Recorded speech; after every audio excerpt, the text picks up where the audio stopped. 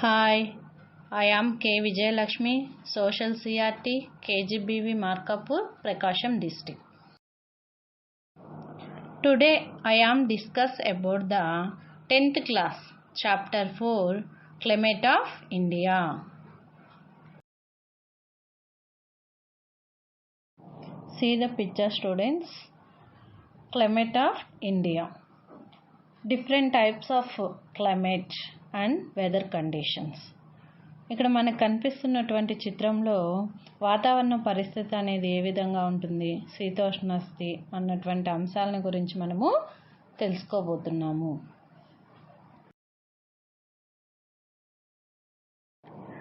Freak weather offshoot of climate change. Experts.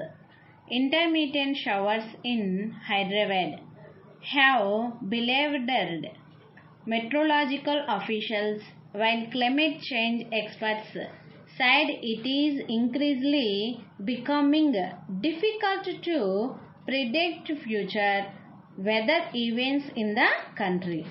For the last 2 years, we have noticed that the weather systems are behaving in a peculiar way, resulting in unusual weather events. After observing such unforeseen situations like extreme summer in the country, sudden hailstorm in Chevella region of Rangareddy district, cloud bursts in Uttarakhand, and early onset of southwest monsoon and a late retreat, experts say that weather systems are behaving in a peculiar way. Ongole received 341 millimeters rainfall in one day, which is more than 1/3 of the state's total annual rainfall. The heavy showers across the state have damaged several acres of crops, particularly cotton. But in a good news, 75% of the tanks in Andhra Pradesh are full now. వాతావరణ మార్పుల వల్ల అసాధారణ పరిస్థితులు ఎలా ఉన్నాయి అన్నటువంటి విషయాల గురించి నిపుణులు ఏమంటున్నారో చూద్దాం. హైదరాబాద్లో తరచూ కురుస్తున్నటువంటి అకాల వర్షాల వల్ల వాతావరణ శాఖ అధికారులు ఆశ్చర్యపోతూ ఉన్నారు. దేశంలో వాతావరణాన్ని ముందుగానే అంచనా వేయగలగడం రాను రాను మరింత కష్టతరం అవుతుంది అని చెప్పేసి వాతావరణ నిపుణులు చెప్తున్నారు. మనకి గత 2 సంవత్సరాలుగా వాతావరణ వ్యవస్థలో కాన మార్పుల్ని చూసినట్లయితే అసాధారణ మార్పుల్ని మనము గమనించవచ్చు. ఊహించినటువంటి వాతావరణ పరిస్థితులు ఏర్పడుతున్నాయి. దేశంలోనే తీవ్రమైన వేసవి ఏర్పడడం, అలానే రంగారెడ్డి జిల్లాని కాన పరిశీలించినట్లయితే అక్కడ చేవెళ్ళ గ్రామంలో ఉన్నట్టుండి వడగండ్ల వర్షం పడడం, అలానే ఉత్తరాఖండ్లో కుండపోత వర్షపాతము, నైరుతి ఋతుపవనాలు ముందుగానే ప్రవేశించడం, అలానే ఆలస్యంగా వెనక్కి మరలి వెళ్ళడం, ఇవన్నీ కూడా ఊహించలేనటువంటి పరిస్థితుల్ని మనము గమనిస్తూ వస్తున్నాం. వాతావరణంలో ఇదంతా కూడా ఒక వింతగా ప్రవర్తిస్తుంది అని చెప్పేసి నిపుణులు పేర్కొంటున్నారు. అలానే ఒంగోలు జిల్లాని పరిశీలించినట్లయితే 341 మిల్లీమీటర్ల వర్షపాతం అనేది పడింది. అది మొత్తం కూడా వార్షిక వర్షపాతంలో 3/4 కంటే కూడా ఎక్కువ రాష్ట్రం అంతా కురిసిన పెద్ద వర్షముగా మనం దీన్ని చెప్పుకోవచ్చు. ఈ వర్షం వల్ల అనేక పంట నష్టము వాటిల్లింది. అయితే ఎక్కువగా ఏ పంట నష్టపోవాల్సి వచ్చింది అంటే ప్రతి పంట. అయితే ఇంకొక మంచి విషయంగా మనం దేన్ని చెప్పుకోవచ్చు అంటే ఆంధ్రప్రదేశ్లో చెరువులు అనేవి 70% వరకు కూడా నీటితో నిండి ఉన్నాయి. ఈ మొత్తం కూడా మనకి ఎక్కడి నుంచి తీసుకోబడిందంటే టైమ్స్ ఆఫ్ ఇండియాలో 2013 అక్టోబర్ 25 వార్తా కథనాన్ని మనము తీసుకోవడం జరిగింది. డియర్ స్టూడెంట్స్, ఇలాంటి వాతావరణ పరిస్థితులు ఎక్కడైనా సంభవించినట్లయితే మీరు పేపర్ ద్వారా సేకరించి నమోదు చేయవలసిందిగా తెలియజేస్తున్నాను. Differences between the climate and weather. Climate refers to such conditions over a large area and follows a similar general pattern over many years. ఒక విశాల ప్రాంతంలో కొన్ని సంవత్సరాల పాటు ఒక క్రమాన్ని కనపరిచే వాతావరణ పరిస్థితులను ఏమంటాము అంటే శీతోష్ణస్థితి లేదా క్లైమేట్ అంటాం. Weather, the state of atmospheric conditions over an area at a particular time refers to weather. ఒక ప్రాంతంలో ఒక నిర్దిష్ట సమయంలోని వాతావరణ యొక్క పరిస్థితులను వాతావరణం అంటారు. దాన్నే వెదర్ అని అంటాం. The elements of weather and climate are temperature, pressure, wind, humidity, precipitation. వాతావరణంలోని ముఖ్యమైనటువంటి అంశాలు ఉష్ణోగ్రత, వాతావరణ పీడనం, గాలి వేగం, గాలిలో తేమ, వర్షపాతం. This is the elements of the weather and climates. The pattern of these for a place can be shown using pictures called climograph or climatograph. Climograph shows a average monthly values of maximum temperature, minimum temperature and rainfall for given place. శీతోష్ణస్థితిలో ముఖ్యమైనటువంటి ఉష్ణోగ్రత, అత్యధిక మరియు అత్యల్ప ఉష్ణోగ్రతలు, అలానే వర్షపాతాలను తెలుసుకోవడానికి క్లైమటోగ్రాఫ్ల ద్వారా మనము చూపించడం జరుగుతుంది. Climograph of a few places in India.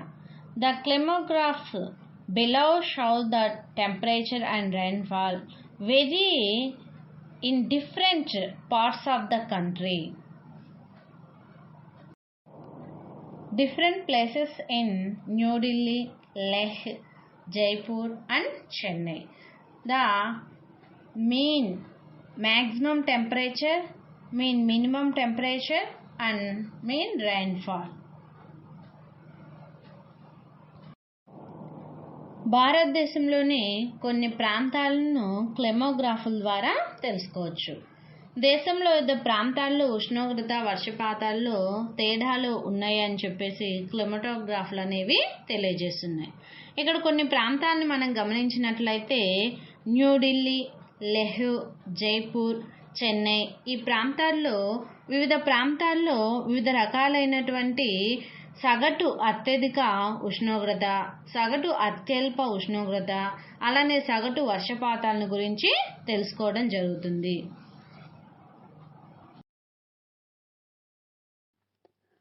Read the graph and fill the table. Place, relief region, range of maximum temperature during the year, range of minimum temperature during the year, name of the wettest month and the rainfall millimeters for that month, name of the driest month and the rainfall millimeters for that month.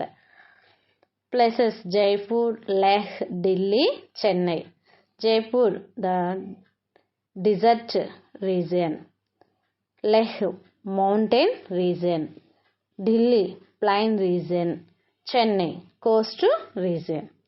ఇక్కడ మనకి పరిశీలించినట్లయితే పటంని మనకి నాలుగు ప్రాంతాలకి సంబంధించింది. జైపూర్ ఎడారి ప్రాంతం, లెహ్ పర్వత ప్రాంతం, ఢిల్లీ మైదాన ప్రాంతం, చెన్నై తీర ప్రాంతంగా చెప్పుకుంటాం.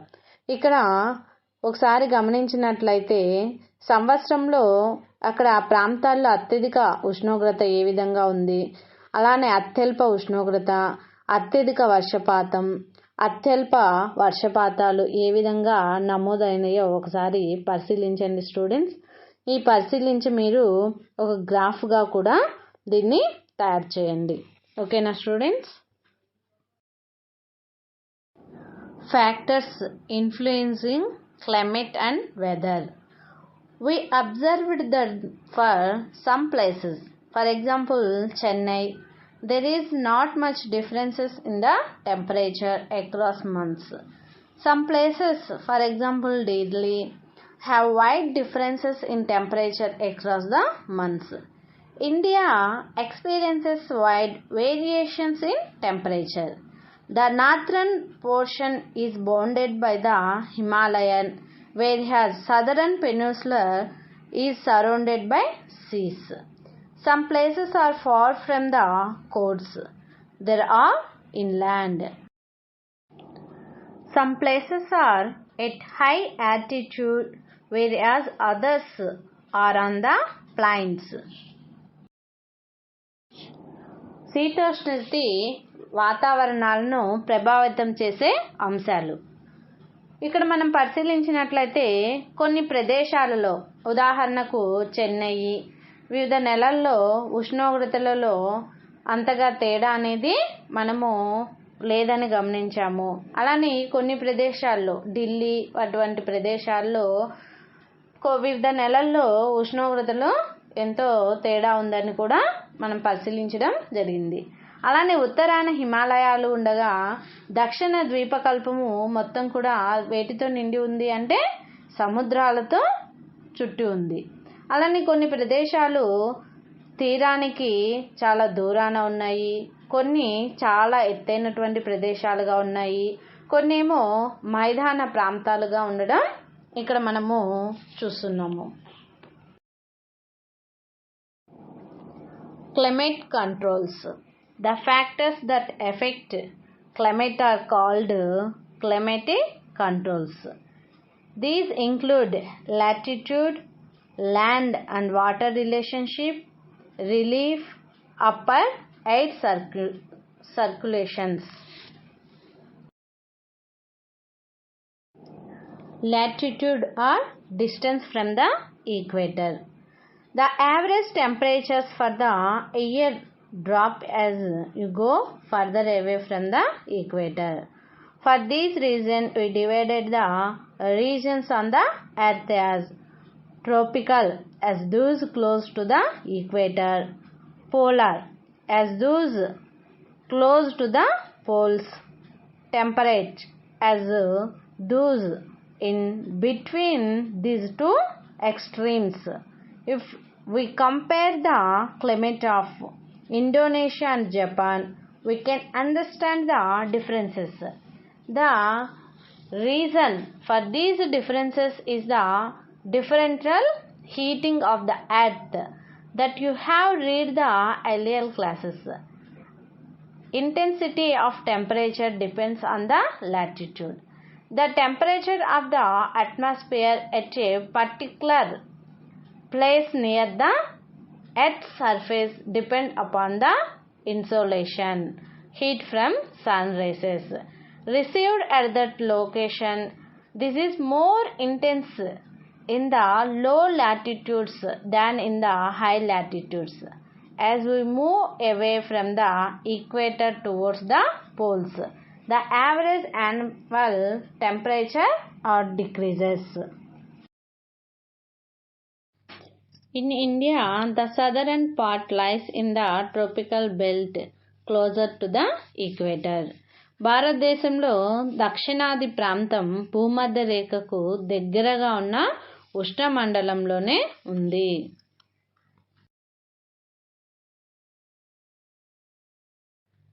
This is one reason for the climate of Kanyakumari being entirely different from Bhopal or Delhi. కన్యాకుమారిలోని శీతోష్ణస్థితి Bhopal లేదా ఢిల్లీ శీతోష్ణస్థితి కంటే భిన్నంగా ఉండడానికి ఇది ఒక కారణంగా మనం చెప్పుకోవచ్చు. India is situated roughly between 8 degrees and 37 degrees north latitudes, and the country is divided into almost 2 equal parts by the Tropic of Cancer. The part south of the Tropic of Cancer lies in the tropical zone. The part north of the Tropic of Cancer lies in the temperate zone. భారతదేశం సుమారుగా 8 డిగ్రీల ఉత్తర అక్షాంశ రేఖ నుండి 37 డిగ్రీల ఉత్తర అక్షాంశ రేఖ మధ్య ఉన్నది. భారతదేశాన్ని కర్కట రేఖ 2 సమభాగాలుగా విభజిస్తుంది. కర్కట రేఖకు దక్షిణ ప్రాంతంలోని ప్రాంతాన్ని ఉష్ణమండల ప్రాంతమని, కర్కట రేఖకు ఉత్తర ప్రాంతంలో ఉన్న ప్రాంతాన్ని సమశీతోష్ణ మండల ప్రాంతముగా చెప్పుకోవడం అనేది జరుగుతుంది.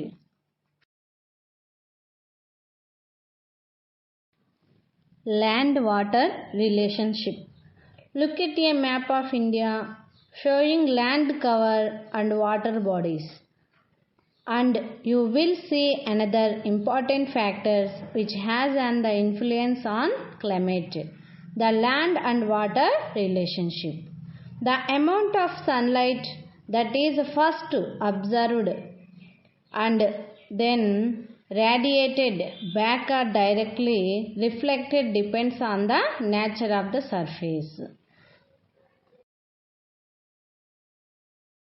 In daytime, land warmer, warm air, cool sea breeze in sea cooler.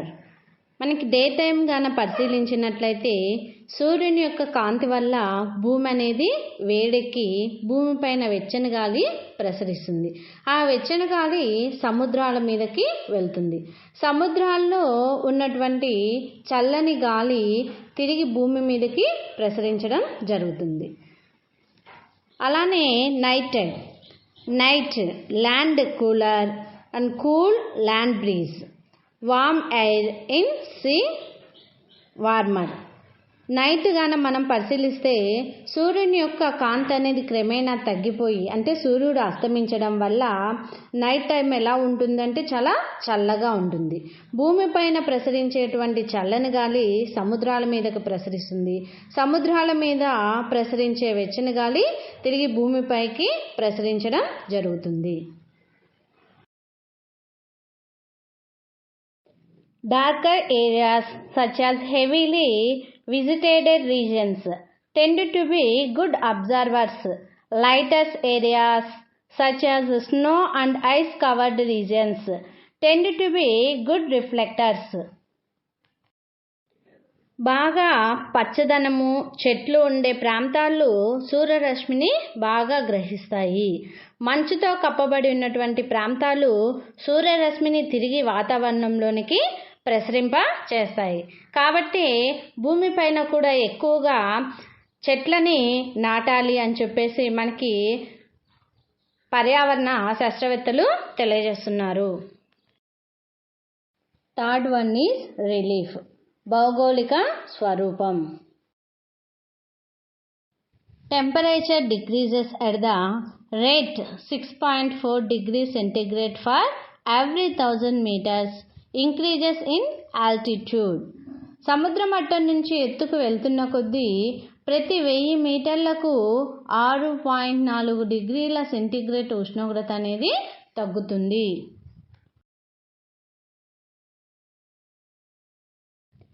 Hill stations have a cool climate even during the summer. Shimla and Ooty. మనకి ఇక్కడ చూసినట్లయితే వేసవి విడిది ప్రాంతాలుగా సిమ్లా మరియు ఊటీని చెప్పుకుంటాం. అంటే వేసవి కాలంలో ఈ యొక్క ఎత్తైనటువంటి కొండ ప్రాంతాల్లో ఎలా ఉంటుందమ్మా శీతోష్ణత అనేది చాలా తక్కువగా ఉంటుంది. అంటే ఉష్ణోగ్రత అనేది చాలా తక్కువగా ఉంటుంది. కాబట్టి ప్రతి ఒక్కరు కూడా సమ్మర్ వచ్చిందంటే సిమ్లా ఊటీకి వేసవి విడిదిగా వెళ్తూ ఉంటారు. Hill stations of Himalayan region like Simla, Gulmarg, Nainital and Darjeeling as places that have a cool climate even during the peak summer months. Similarly, Kodaikanal and Udakamandalam, Ooty have cooler climate compared to places near the coast. వేసవి తీవ్రంగా ఉండే నెలల్లో కూడా హిమాలయ ప్రాంతాల్లోని సిమ్లా, గుల్మార్గ్, నైనితాల్, డార్జిలింగ్ వంటి వేసవి విడుదలలో చాలా చల్లగా ఉంటుంది. పశ్చిమ కనుమల్లోని కొడైకెనాల్, ఉదగమండలం అంటే ఊటీ వంటి ప్రాంతాల్లో తీర ప్రాంతాలతో పోలిస్తే ఉష్ణోగ్రత అనేది చాలా తక్కువగా ఉంటాయి.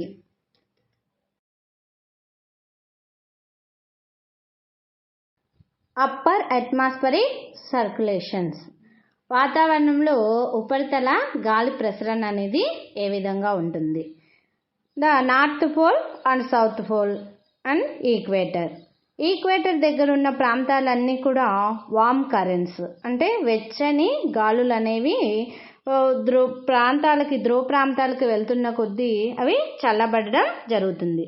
ధ్రువ ప్రాంతాల నుంచి ఇటు ప్రసరించేటువంటి గాలులు అనేవి ఈక్వేటర్ దగ్గరకు వచ్చేసరికి అవి వెచ్చని గాలులుగా ప్రసరించడం జరుగుతుంది.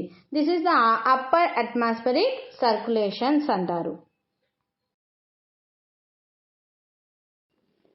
In the northern hemisphere, subtropical high pressure belt gives rise to permanent winds.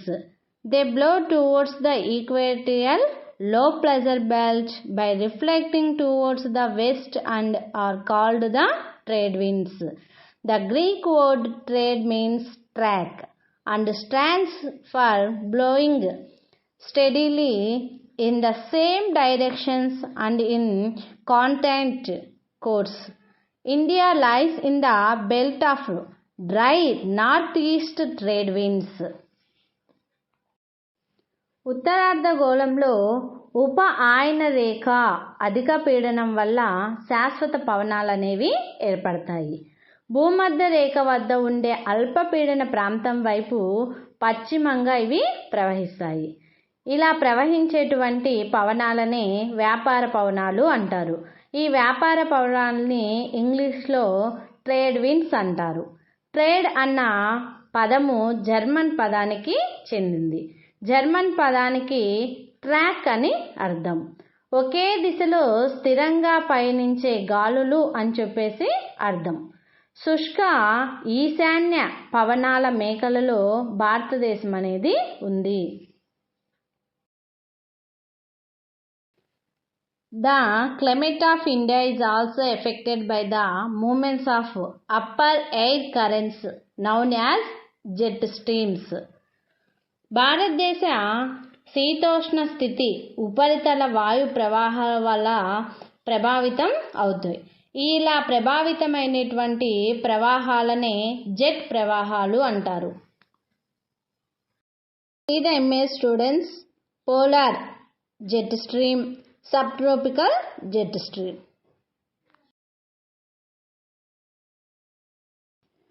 These are fast flowing air currents in a narrow belt in the upper atmosphere above 12,000 meters. This speed varies from about 110 km per hour in summer to about 184 km per hour in winter. An easterly jet stream develops at about 25 degrees north. A jet stream causes the neighboring atmosphere to cool. This cooling effect of the easterly jet stream causes rain from clouds already found over. నేల నుంచి 12,000 మీటర్ల ఎత్తులో సన్నటి మేకలలో వేగంగా ప్రవహించే గాలులోని jet ప్రవాహాలు అంటారు. ఈ గాలుల యొక్క వేగము గంటకి వేసవిలో 110 కిలోమీటర్లు, శీతాకాలంలో వచ్చేసరికి 184 కిలోమీటర్ల మధ్య ఉంటుంది. 25 డిగ్రీల ఉత్తర అక్షాంశం వద్ద తూర్పు జెట్ ప్రవాహము ఏర్పడుతుంది. ఇటువంటి జెట్ ప్రవాహం వల్ల చుట్టూ ఉన్న ఉష్ణోగ్రత అనేది చల్లబడుతుంది. తూర్పు జెట్ స్ట్రీమ్ యొక్క చల్లబరిచే ప్రక్రియ వల్ల అక్కడ ఉన్నటువంటి మేఘాలు అనేవి వర్షిస్తాయి. Seasons. The temperature in the Indian land masses considerably reduced from mid-November and this cold season continue till February. భారతదేశ భూభాగంపై ఉష్ణోగ్రతలు నవంబర్ మధ్య నుంచి గణనీయంగా తగ్గుతాయి. ఈ చలికాలము ఫిబ్రవరి మధ్య వరకు కొనసాగుతుంది. The lines on the map indicate places that have the same average temperature for January. భారతదేశ పటంలో చూసినట్లయితే మనకి జనవరిలో ఒకే సగటు ఉష్ణోగ్రతలు ఉండేటువంటి ప్రదేశాలని ఇక్కడ ఇవ్వబడిన రేఖలు అనేవి తెలియజేస్తున్నాయి.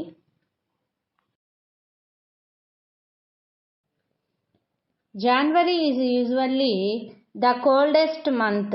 Day temperature sometimes drops below 10 degrees centigrade in several parts of the country.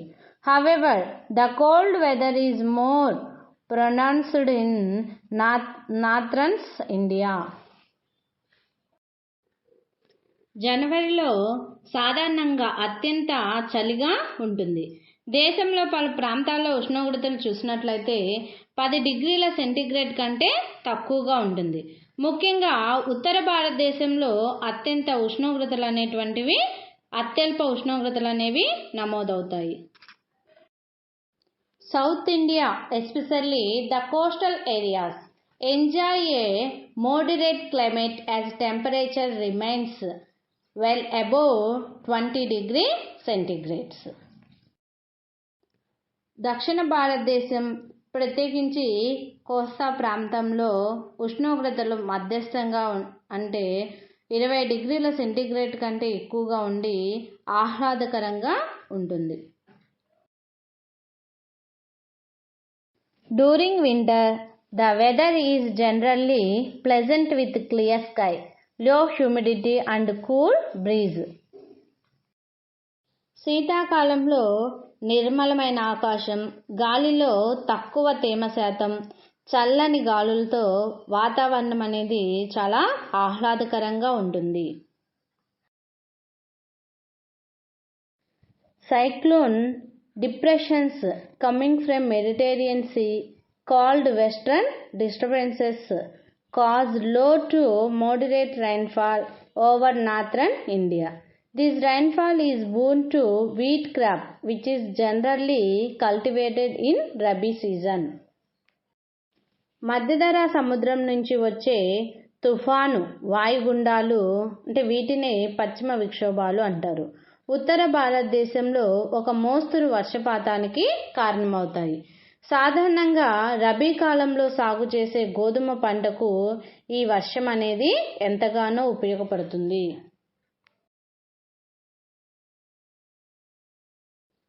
India lies in the trade wind belt of northern hemisphere. Northeast trade blow over India from land to sea and are therefore dry. However, some amount of rainfall occurs on the Coromandel coast of Tamil Nadu from these winds as they pick up moisture from the Bay of Bengal while crossing it. ఉత్తరార్ధ భూభాగంలోని వ్యాపార పవనాల మేఖలలో భారతదేశము ఉంది. ఈ భూభాగం నుంచి సముద్రం మీదకి వీచే ఈశాన్య గాలులు పొడిగా ఉంటాయి. అయితే ఇవి బంగాళాఖాతాన్ని దాటే క్రమంలో కొంత తేమను గ్రహించడం వల్ల తమిళనాడులోని కోరమండల్ తీర ప్రాంతంలో కొంత వర్షం అనేది కురుస్తుంది.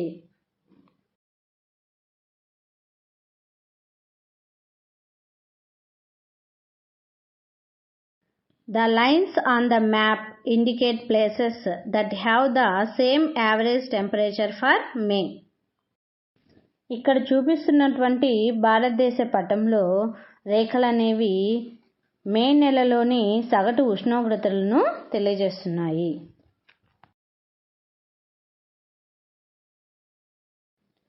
In April, the temperature rises and slowly the maximum day temperature exceeds 37 degrees centigrade in northern plains of India.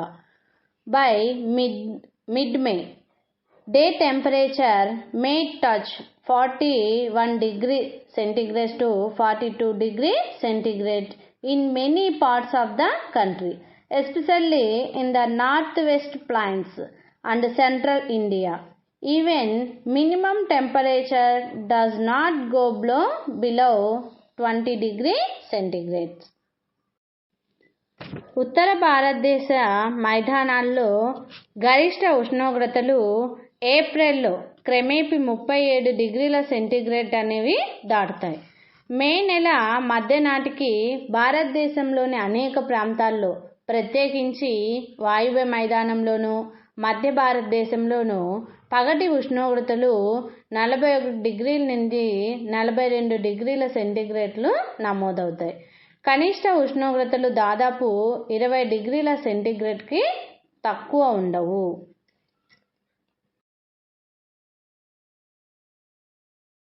Hot winds loo. The northern plain experiences dry and hot winds called లూ. ఉత్తరాది మైదానాల్లో పొడిగా మరియు వేడిగా ఉండే స్థానిక పవనాలనేవి వీస్తాయి. ఇలా వీసే స్థానిక పవనాలని లూ పవనాలు అంటారు.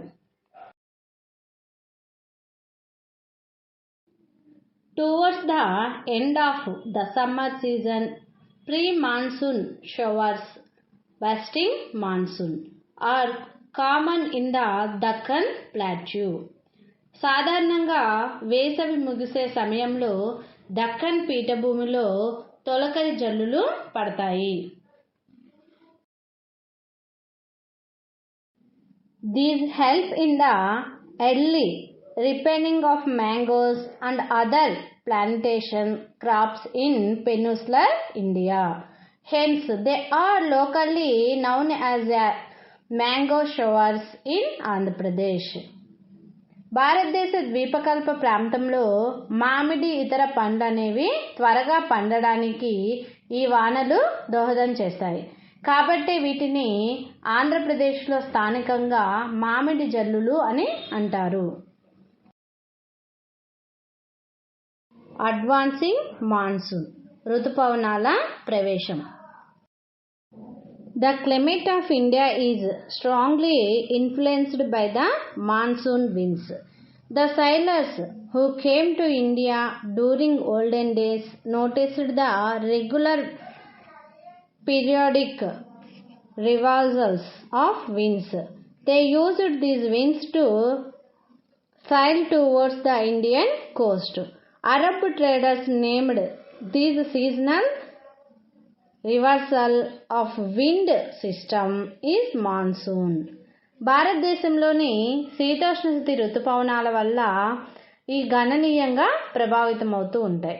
భారతదేశానికి వచ్చిన నావికులు గాలులు వీచేటువంటి దిశ క్రమం తప్పకుండా మారుతూ ఉండడం అనేది గమనించారు.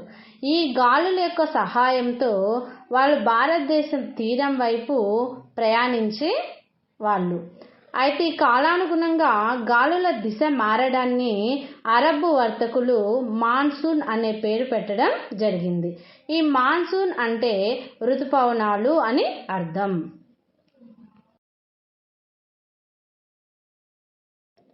The monsoon forms in the tropical area approximately between 20 degrees north and 20 degrees south latitudes. ఉష్ణ ప్రాంతంలో సుమారుగా 20 డిగ్రీల ఉత్తర నుంచి 20 డిగ్రీల దక్షిణ అక్షాంశాల మధ్య ఋతుపవనాలు అనేవి ఏర్పడతాయి. The southeast monsoon winds from the southern hemisphere carry moisture as they flow over the Indian Ocean and towards the equatorial low pressure zones. After crossing the equator, these winds deflect towards the low pressure formed in the Indian subcontinent. The heating of land creates low pressure on the land mass of Indian subcontinent, especially over the central India and the Gangetic plain. The Tibetan plateau gets intensely heated and causes strong vertical ice currents and the formation of low pressure over the plateau at about 9 km altitude. ఆగ్నేయ ఋతుపవనాలు దక్షిణార్ధగోళంలో హిందూ మహాసముద్రం మీదుగా భూమధ్య రేఖకు అల్పపీడన ప్రాంతం వైపు పయనించే సమయంలో నీటి ఆవిరి అనేది తీసుకెళ్తుంది. అప్పుడు భూమధ్య రేఖను దాటిన తర్వాత ఈ పవనాలు అనేవి అంటే ఆగ్నేయ ఋతుపవనాలు భారత ఉపఖండం మీద ఏర్పడిన అల్పపీడన ప్రాంతం వైపు ఈ పవనాలు అనేవి ప్రవేశిస్తాయమ్మా. భూమి ఎప్పుడైతే వేడెక్కడం జరుగుతుందో ఆ వేడెక్కడం వల్ల భారత ఉపఖండంలోని భూభాగం మీద ప్రత్యేకించి మధ్య భారతదేశం ఉంది కదమ్మా, అక్కడ గంగా నదీ మైదాన ప్రాంతం మీద అల్పపీడన ప్రాంతం అనేది ఏర్పడుతుంది. దీంతో టిబెట్ పీఠభూమి కూడా ఇలానే బాగా వేడెక్కి ఊర్ధ్వ వాయు ప్రవాహాలు అనేవి ఏర్పడతాయి. దీంతో ఈ పీఠభూమిలో మొత్తం 9 కిలోమీటర్ల ఎత్తున అల్పపీడన ప్రాంతం అనేది ఏర్పడుతుంది. దీన్ని లో ప్రెజర్స్ అని కూడా చెప్తాం. హై ప్రెజర్ మాన్సూన్స్ అంటే అధిక పీడనం. ఈ అధిక పీడన వల్ల ఇవి అధిక ఒత్తిడికి గురి కావడం వల్ల ఏమవుతాయంటే ఈశాన్య ఋతుపవనాలు అనేవి ఏర్పడతాయి. అంటే పీడనం అధికంగా ఉంటుంది కదమ్మా, ఉష్ణోగ్రత ఎక్కువగా ఉండడం వల్ల అవి ఏమవుతాయి అంటే తిరిగి వెనుకకి మరలుతాయి. అప్పుడు జనవరి సమయంలో తిరోగమనం అనేది చెందుతాయి అని చెప్పేసి వీటిని మనము ఏమంటామంటే ఈశాన్య ఋతుపవనాలు అంటాం. అంటే నార్త్ ఈస్ట్ మాన్సూన్స్గా చెప్పుకుంటాం. The southwest monsoon. The Indian peninsula divides them into two branches, the Arabian Sea branch and the Bay of Bengal branch. The Bay of Bengal branch strikes the Bengal coast and the southern face of the Shillong plateau. Then it gets deflected and flows westward along the Gangetic Valley. The Arabian Sea branch arrives at the west coast of India and moves northward. Both the branches reach India by the beginning of June, which is known as the onset of monsoon. They gradually spread over the entire country in 4 or 5 weeks. The bulk of the annual rainfall in India is received from southwest monsoon. The amount of rainfall is very high along the west coast due to the western Ghats and in the northeast India due to the high peaked hills. Tamil Nadu coast, Coromandel, however, remains mostly dry during this season, as it is in the rain shadow area of Arabian Sea branch and is parallel to the Bay of Bengal branch. నైరుతి ఋతుపవనాలు. భారత ద్వీపకల్పంలో ఈ నైరుతి ఋతుపవనాలు 2 శాఖలుగా విభజిస్తుంది. Arabia సముద్ర శాఖ, బంగాళాఖాతం శాఖ. అరేబియా సముద్ర శాఖ భారత పడమటి తీరాన్ని చేరి ఉత్తర దిశగా ప్రయాణిస్తుంది. బంగాళాఖాతము శాఖ బెంగాల్ తీరాన్ని, షిల్లాంగ్ పీఠభూమి దక్షిణ ముఖాన్ని తాగుతుంది. పశ్చిమంగా గంగా లోయ వైపుగా మరలబడుతుంది. ఈ 2 శాఖలు భారతదేశానికి జూన్ మొదట్లోనే చేరుకుంటాయి. ఇలా చేరేటువంటి ఈ ఋతుపవనాలని ఋతుపవనాల ఆరంభం అంటారు. 4 నుంచి 5 వారాల్లో ఈ ఋతుపవనాలు అనేవి దేశం అంతా కూడా వ్యాపించడం జరుగుతుంది. భారతదేశంలో అత్యధిక వర్షపాతము నైరుతి ఋతుపవన కాలంలోనే సంభవిస్తుంది. పశ్చిమ తీరం వెంట పశ్చిమ కనుమల వల్ల, ఈశాన్య ప్రాంతంలో ఎత్తైన కొండల వల్ల ఆ ప్రాంతంలో వర్షపాతం అనేది ఎక్కువగా ఉంటుంది. అరేబియా సముద్ర శాఖకి వర్షాఛాయ ప్రాంతంలోనూ, బంగాళాఖాతం శాఖకి సమాంతరంగా ఉండడం వల్ల ఈ కాలంలో తమిళనాడులోని కోరమండల్ తీరంలో అంతగా వర్షం అనేది కురవదు. Recreating monsoons. తిరోగమన ఋతుపవనాలు.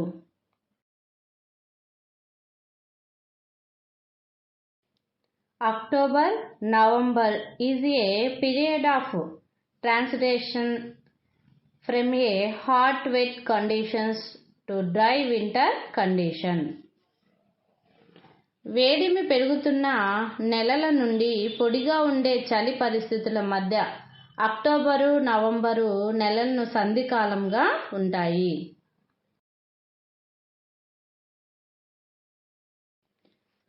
Owing to the conditions of high temperature and humidity, the weather becomes rather oppressive. This is commonly known as October heat. అధిక ఉష్ణోగ్రత, గాలిలో అధిక తేమ కారణంగా వాతావరణం చాలా ఉక్కపోతగా ఉంటుంది. దీనిని సాధారణంగా మనము అక్టోబర్ వేడిమి అంటారు.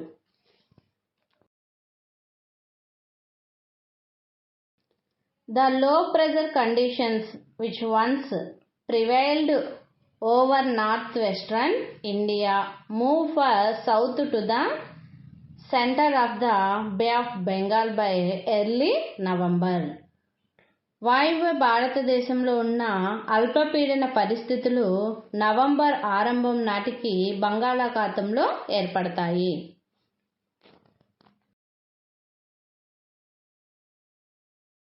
These tropical cyclones are often very destructive. The thickly populated deltas of the Godavari, Krishna and Kaveri and their targets.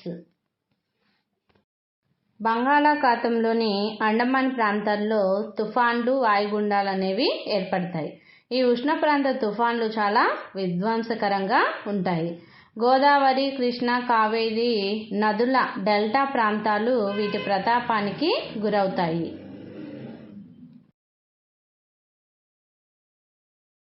No year is ever found disaster free. Occasionally, these tropical cyclones visit Sundarbans and Bangladesh too. ఎటువంటి వైపరీత్యాలు లేకుండా ఒక్క సంవత్సరం కూడా ఉండదు. అప్పుడప్పుడు కూడా ఈ తుఫాన్లు సుందర్ వనాలను, బంగ్లాదేశ్ను కూడా తాకుతాయి. Bulk of the rainfall of the Coromandel coast is derived from depressions and cyclones. Coromandel ప్రాంతంలో అధిక శాతం వర్షం తుఫాన్లు, వాయుగుండాల వల్లే సంభవిస్తుంది.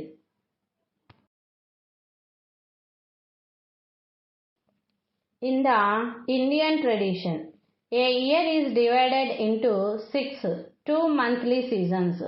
These cycle of seasons, that is people in North and Central India follow, is based on their particular experiences and age-old precipitation of weather phenomena. This is the slight variation in the timing of seasons between northern and southern India. Traditional Indian seasons: Vasanta, Grishma, Varsha, Sharad, Hemant and Shishira. Months according to the Indian lunar calendar: Chaitram and Vaishakam, Jyeshtam, Ashadam, Shravanam, Bhadrapadam, Ashvayujam, Kartikam, Margasiram, Pushyam, Magam, Palgunam. Months according to the Western solar calendar: March to April, May and June, July, August, September, October, November and December, January and February. These are the Indian traditional seasons.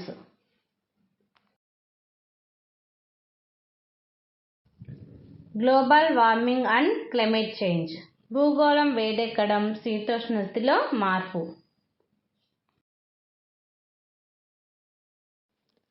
As Earth started to take shape from a fiery ball to a planet, many gases were released. These gases did not escape into outer space because of the Earth's gravitational pull. it still holds them back. A thin layer of gases surrounds Earth is called atmosphere. మండుతున్న బంతి నుంచి భూగోళం ఏర్పడి క్రమంలో ఎన్నో వాయువులు అనేవి వెలువడ్డాయి. భూమి గురుత్వాకర్షణ శక్తి వల్ల ఈ వాయువులు రోదసిలోకి తప్పించుకోలేదు. భూమాకర్షణ శక్తి ఈ వాయువులను ఇంకా పట్టి ఉంచబడడంతో భూమి చుట్టూ వాయువుల పొర అనేది ఏర్పడింది. ఇలా ఏర్పడిన ఈ పొరనే మనం వాతావరణం అంటాం.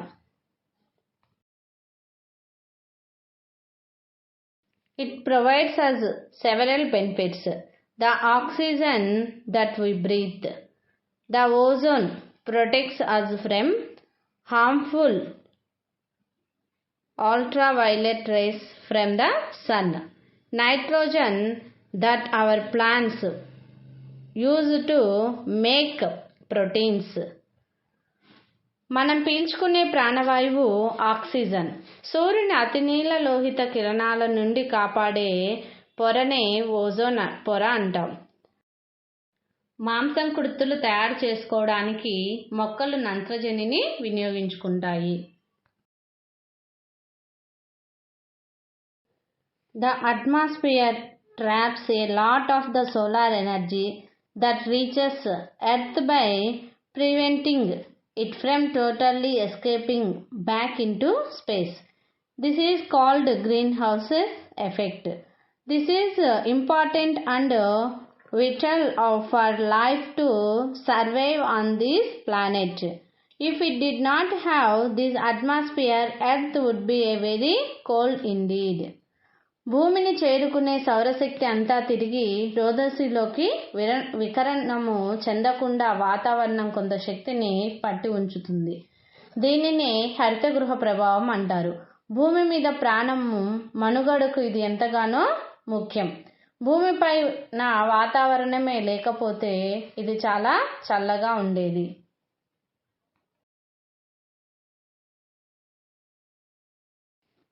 Global warming occurring since the Industrial Revolution. Hence, the current global warming trend is called AGW, Anthropogenic Global Warming. Anthropogenic means caused by humans. భూమి అనేది చాలా తొందరగా వేడెక్కుతుంది. ఇది వినాశకర మార్పులకి దారితీస్తుంది. పారిశ్రామిక విప్లవం తర్వాత భూమి వేడెక్కడానికి కారణం మానవులు చేసేటువంటి చర్యలే. కాబట్టి ప్రస్తుతం భూమి అనేది వేడెక్కడాన్ని మానవ కారణంగా భూగోళం వేడెక్కడం అంటాము. AGW, ఆంథ్రోపాలజిక్ గ్లోబల్ వార్మింగ్ అంటారు.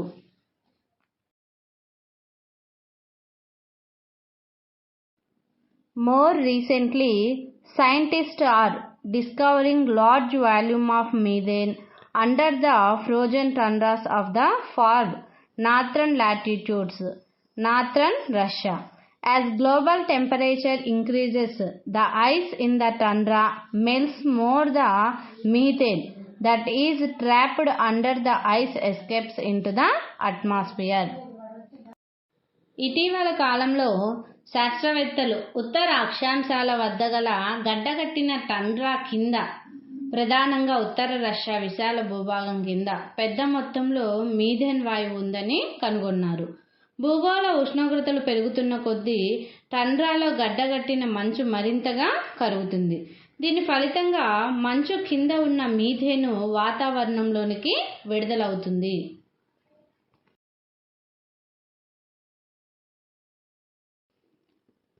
Methane is said to be even more powerful than carbon dioxide as a greenhouse gas. హరితగృహ వాయువుగా, గ్రీన్ హౌస్ గ్యాస్గా కార్బన్ డయాక్సైడ్ కంటే మీథేన్ మరింత శక్తివంతంగా పనిచేస్తుంది.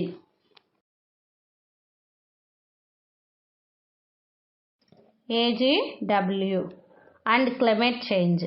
మానవ జనిత కారణాల వల్ల భూగోళం వేడెక్కడం, శీతోష్ణతలో మార్పులు. AGW, Anthropogenic Global Warming, is causing many changes in the distribution of heat in the Earth system. Atmospheric and oceanic circulations keep redistributing the heat in the world. AZW distributes this system under redistribution system. The disturbance itself is not so much of a problem.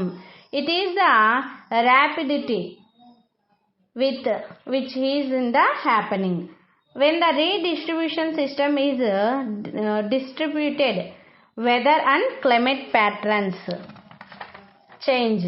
Long-term changes, climatic changes happen from the accumulations of short-term changes, weather changes. This is called the AGW, Anthropologic Global Warming. మానవజనిత కారణాల వల్ల భూమి వేడెక్కడం, భౌమ్య వ్యవస్థలో యొక్క ఉష్ణ ప్రసరణలో అనేక మార్పులకి కారణమవుతుంది. వాతావరణం వల్ల, సముద్ర ప్రవాహాల వల్ల భూగోళం మీద ఉష్ణ పునర్ప్రసరణ అనేది జరుగుతుంది. భూగోళం వేడెక్కడం వల్ల ఈ వ్యవస్థ అనేది చాలా అస్తవ్యస్తంగా మారుతుంది. జరుగుతున్నటువంటి మార్పుల కంటే కూడా వాటి వేగం అనేది చాలా ఆందోళనకరంగా ఉంది. ఉష్ణ పునఃప్రసరణ గందరగోళం కావడం వలన వాతావరణ శీతోష్ణ సరళిలో మార్పులు అనేవి వస్తున్నాయి. స్వల్పకాలిక వాతావరణ మార్పులు ఒకదానికొకటి తోడై దీర్ఘకాలికంగా అంటే శీతోష్ణ స్థితిలో మార్పులు అనేవిగా మారుతూ రావడం అనేది జరుగుతుంది.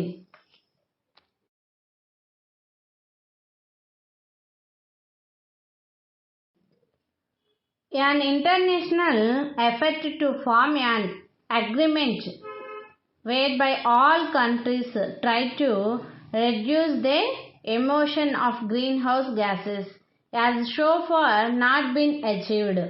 An international organization called Intergovernmental Panel on Climate Change (IPCC) (EPEC) was formed to address this issue. It has held many conferences to work out a treaty among the nations of the world to reduce AZW and try to slow down the process of climate change. None of them have been successful. The latest attempt was made at the IPCC conference in Warsaw, in Poland, in 2013. This has also failed to achieve any agreement. హరితగృహ వాయువుల ఉద్గారాలను అన్ని దేశాలు తగ్గించడానికి ఒప్పందం కుదుర్చుకోవడానికి జరుగుతున్న అంతర్జాతీయ ప్రయత్నాలు అనేవి ఫలించలేదు. ఈ సమస్య అనేది ఎదుర్కోవడానికి శీతోష్ణస్థితి మార్పుపై ప్రపంచ దేశాల మధ్య అంతర ప్రభుత్వ సంఘం అంటే IPCC inter governmental panel on climate change ఎపెక్ అంటారు. ఇది ఒకటి ఏర్పడడం జరిగింది. అయితే మానవ కారణంగా భూగోళం అనేది వేడెక్కడాన్ని తగ్గించడానికి, వాతావరణ మార్పుల వేగాన్ని తగ్గించడానికి ఒక ఒడంబడిక అనేది ఏర్పరచుకునేలాగా అన్ని దేశాలతో అనేక సమావేశాలను ఈ సంఘము నిర్వహించింది. వీటిల్లో ఏది కూడా విజయవంతం అనేది కాలేదు. కానీ 2013లో పోలాండ్లోని వార్సాలో జరిగినటువంటి సమావేశం కూడా ఎటువంటి ఒడంబడికను కూడా సాధించలేకపోవడం అనేది జరిగింది.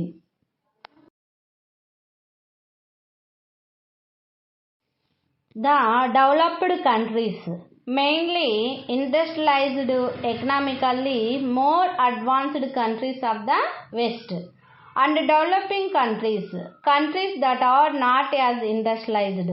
Developed countries want developing countries to cut down on burning coal and other activities that add greenhouse gases to the atmosphere.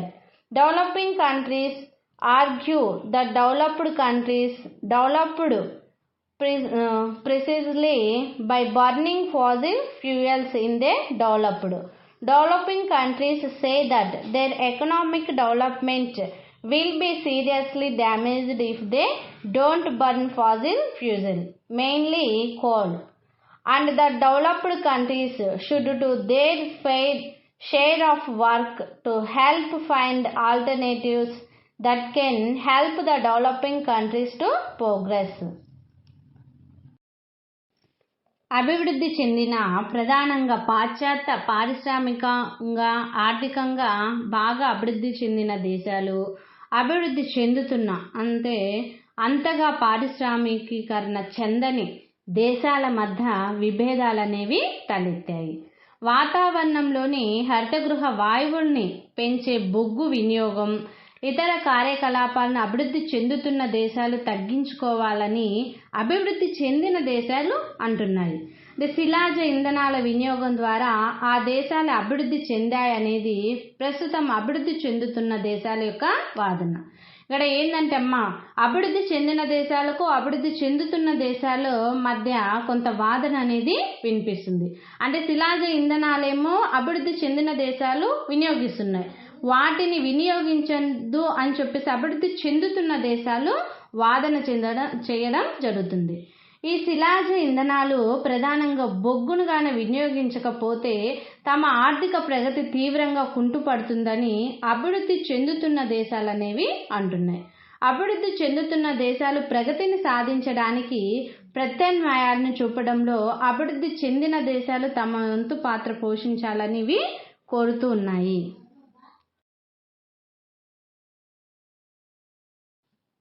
One of the human activities that contribute to global warming is deforestation.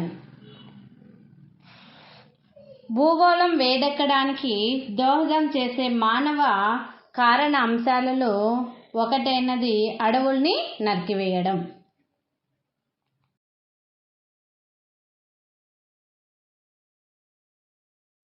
Impact of climate change on India. భారతదేశంపై శీతోష్ణస్థితి మార్పుల ప్రభావం. Though a rise of 2 degrees centigrade in the average temperature may appear to be a small, it would result in a rise of 1 meter in sea levels by early next century.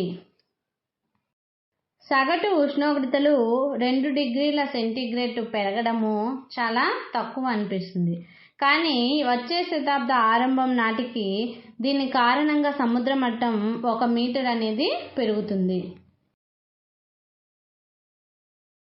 Nearly 200 quarter families living in నోనడంగా in East Kolkata for the past few years are in the process of being vacated by the Kolkata Metropolitan Development Authority KMDA.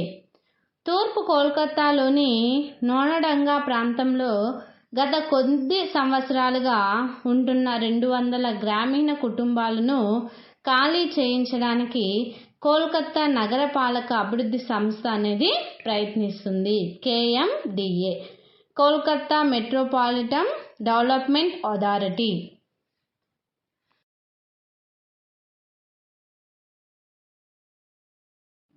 Many of the families came to Kolkata in search of work after the Aila super cyclone ravaged Sundarbans in 2009. The recurrent thunderstorms over the past few days has meant sleepless and solid nights for nearly 700 people who have been rendered homeless. They work as house helps, rickshawala pullers and construction laborers. ఐలా పెను తుఫాను కారణంగా 2009లో సుందర్బన్ ప్రాంతం అనేది అతలాకుతలం కావడంతో పని వెతుక్కుంటూ వచ్చిన కుటుంబాల వాళ్ళు ఇక్కడ నివసిస్తున్నారు. భారీ పోలీస్ బందోబస్తు మధ్య మార్చి 30న బుల్డోజర్లు ఉపయోగించి ఈ మురికివాడల్లోనే వాళ్ళని ఇళ్లను కూల్చివేశారు. కొన్ని ఇళ్లకు నిప్పు పెట్టారు. ఇటువంటి ఇల్లు లేకుండా పోయిన 700 మంది గత కొన్ని రోజులుగా కురుస్తున్న వానల వల్ల బురదలో నిద్రలేని రాత్రులు గడుపుతున్నారు. వీళ్ళు ఎక్కువగా ఇళ్లలో పనిచేస్తారు. అలానే రిక్షాలు అనేవి లాగుతారు. భవన నిర్మాణంలో కూడా పనిచేస్తూ ఉన్నారు.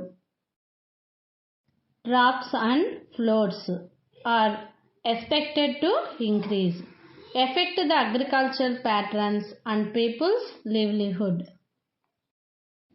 The faster melting of Himalayan glaciers would distribute the livelihood of freshwater fish flow as their natural habitat of fish is affected. Evaluation. Project work.